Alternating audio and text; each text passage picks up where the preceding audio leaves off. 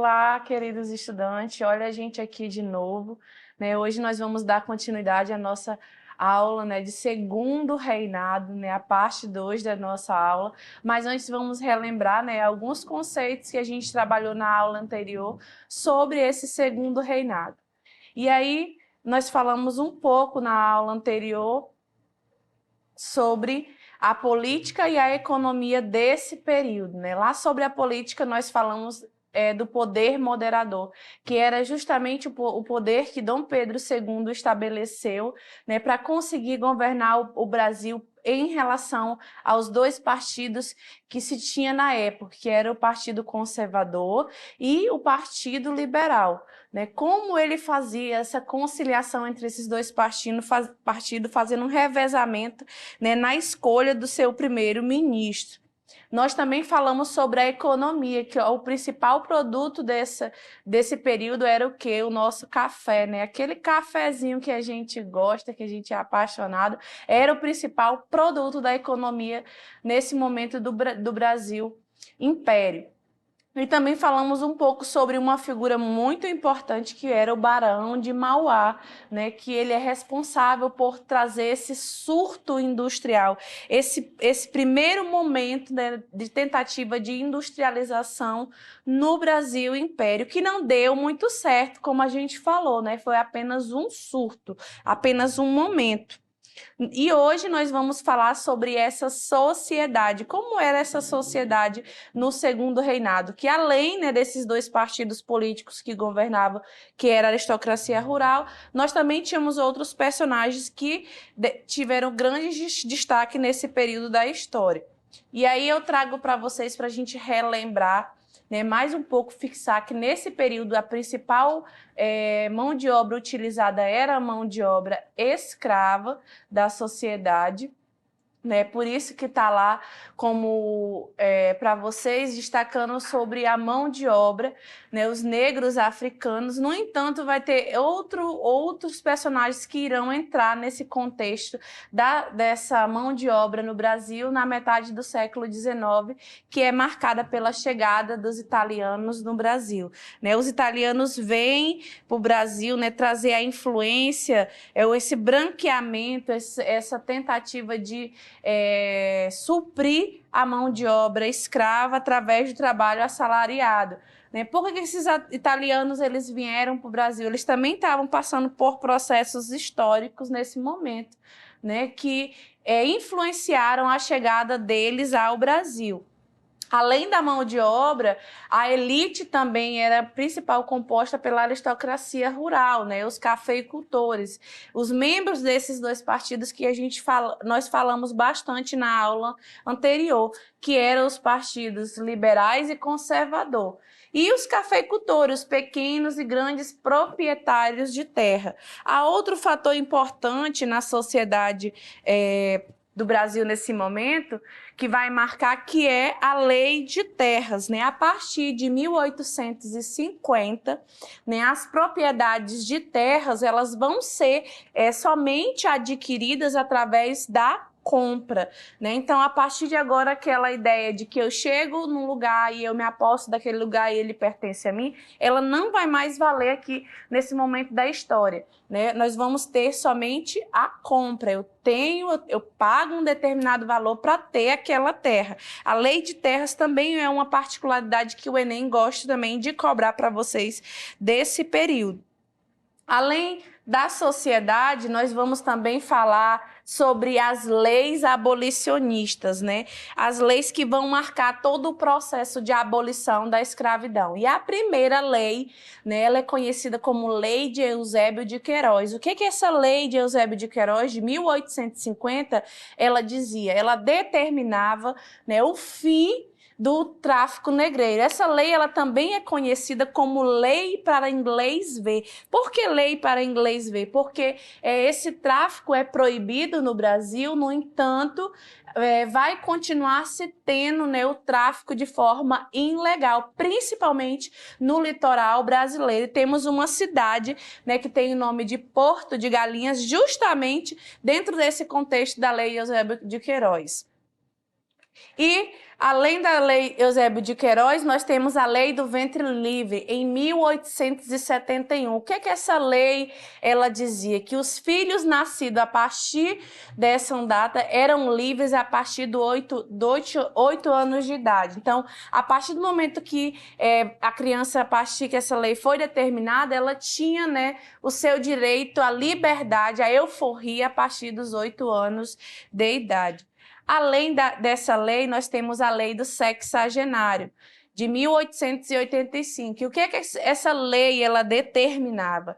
Ela dizia que os escravos com 60 anos adquiriam o direito a comprar a sua liberdade trabalhando mais 5 anos. Então, só com 65 anos que eles poderiam ter a sua liberdade garantida se também comprasse.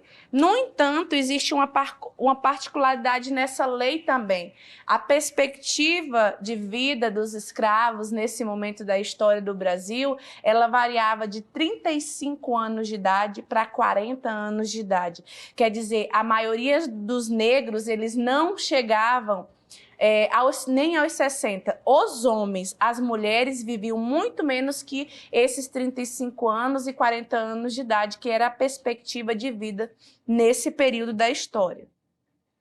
E aí nós vamos ter a chamada Lei Áurea, que é a última lei, né, que determina em 13 de maio de 1888 a promulgação da abolição da escravidão, assinada pela princesa Isabel, né, atual regente no país. Porque nesse momento o seu pai, o Dom Pedro II, ele está se recuperando, né, de algumas doenças que ele adquiriu ao longo dessa trajetória e está na Europa e deixa ela como princesa regente do Brasil. E ela cedendo às pressões não só dos escravos, mas também principalmente da Inglaterra, que nesse momento está forçando, né, pressionando o Brasil a declarar a abolição, não porque os ingleses gostavam dos negros, mas porque eles tinham interesses econômicos por causa da Revolução Industrial, e eles pressionam o Brasil e o Brasil promulga, né, a abolição da escravidão nesse período. E aí um fato interessante para a gente tentar contextualizar e finalizar esse segundo reinado é a crise, né? São as causas das crises, a insatisfação popular, né? A insatisfação da elite brasileira, né? Os próprios partidos liberais e conservadores vão começar a se sentir insatisfeitos com a coroa brasileira nesse momento. E além disso, também nós vamos ter as dívidas externas. Lembra que eu falei da pressão que a Inglaterra vai fazer? E ela vai fazer essa pressão justamente por causa das dívidas externas que o Brasil tinha nesse momento com a Inglaterra. E aí eles vão ter que ceder à abolição. A desvalorização dos militares também é um fator, né? Vai ter uma figura muito importante que vai ser responsável também pela República, que é o Marechal Deodoro da Fonseca. Ele vai orientar, porque ele tinha relações pessoais com o imperador, ele orienta essa abdicação, né? Ele orienta que o imperador renuncie ao trono brasileiro e deixe, né, o caminho livre e aberto para a República, que era o tão sonhado novo governo que os brasileiros queriam. E também esse modelo político contestado, né? Esse poder do poder moderador, que a gente já falou sobre esse poder moderador, que era essa alternância entre partidos liberais e conservador. Além disso, nós também temos outro fator importante que vai ser responsável por essa crise, é a perda do apoio da igreja, né? O imperador ele vai perder o apoio da igreja justamente porque nesse momento na história é assinada uma bula papal, onde a igreja obriga, né, todas as colônias e todos os países que funcionam na base do padroado a perseguir a maçonaria. E o imperador ele tinha uma relação, né, muito próxima com a maçonaria no Brasil e ele não faz o seu papel de que a igreja exige. Então, sendo assim, a igreja retira o seu apoio que ela tinha dado ao imperador desde o início. E esses fatores e outros fatores como a Guerra do Paraguai, que vai fragilizar muito a nossa economia, né, vai deixar ainda mais os militares insatisfeitos, vão ser responsáveis por essa crise, né, do segundo reinado. E aí vamos praticar, né? Vamos exercitar, vamos forçar a nossa cabecinha e falar um pouco desse segundo reinado através de uma questão do Enem. Olha aí, o Enem 2020, eu trouxe para vocês uma questão bem fresquinha para vocês do Enem quando se trata de segundo reinado. Então vamos à leitura, né? Nós já percebemos que é um texto que vai exigir atenção de vocês na leitura. Lei 3.353, de 13 de maio de 1888. Né? A gente já tem mais ou menos uma noção do que, só pelo ano da lei, do que está falando essa questão, mas nós vamos ler. A princesa imperial regente, em nome de Sua Majestade, o imperador, o senhor Dom Pedro II, faz saber a todos os súditos do império que a Assembleia Geral decretou e sancionou a seguinte lei. Artigo 1. É declarada extinta desde essa data a lei de escravidão no Brasil. Artigo 2. Revoga-se as disposições em contrário. Manda, portanto, todas as autoridades a quem o conhecimento à execução da referida lei pertencer, que a cumpra e façam cumprir e guardar tão interinamente como nela se contém.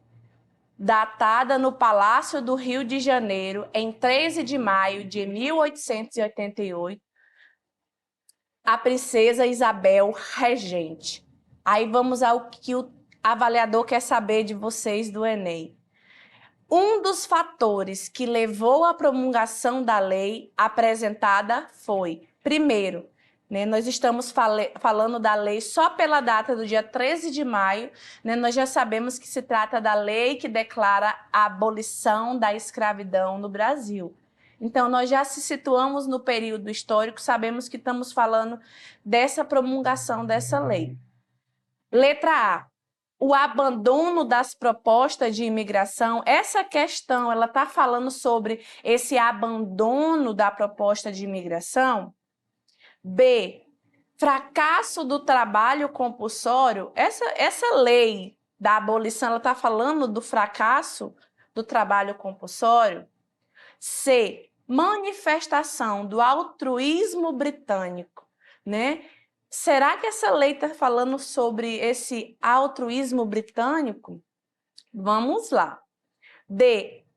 Afirmação da benevolência da corte. A princesa Isabel resolveu ser muito benevolente, muito boazinha e resolveu acabar com a escravidão de uma hora para outra. Será que ela acordou nesse dia 13 de maio e resolveu fazer isso? Né? Eu creio que não foi bem assim, né? O que a gente comentou na nossa aula sobre todo o processo de abolição no Brasil. Ou letra E. Persistência da campanha abolicionista? Será que há, antes dessa lei, uma persistência, outras leis que levaram, né, a essa abolição?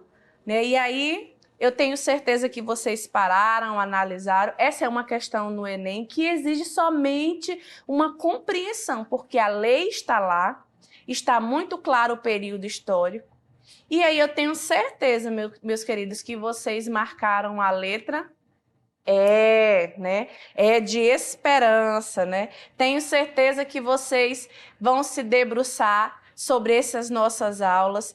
Vocês acessem as nossas aulas lá na plataforma, vejam e revejam quantas vezes forem necessário e eu aguardo vocês, né, na nossa próxima videoaula falando de história geral ou de história do Brasil. No mais, tchau, tchau!